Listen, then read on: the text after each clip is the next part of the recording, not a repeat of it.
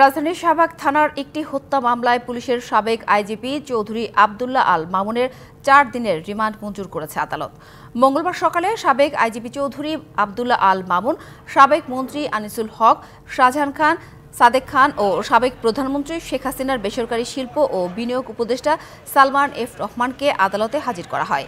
এ সময় চৌধুরী আব্দুল্লাহ আল মামুনকে শাহবাগ থানার একটি হত্যা মামলায় গ্রেপ্তার ও ১০ দিনের রিমান্ড আবেদন করে পুলিশ।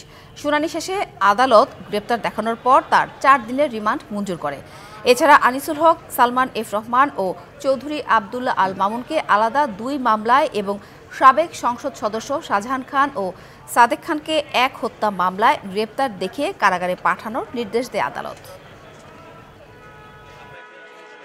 এই মামলায়ও আনিসুল হক, সালমান এফ রহমান, সাদেক খান, তারপর শাহজাহান খান এবং আইজিপি চৌধুরী আব্দুল্লাহ আল মামুনকেও দেখানো হয়েছে।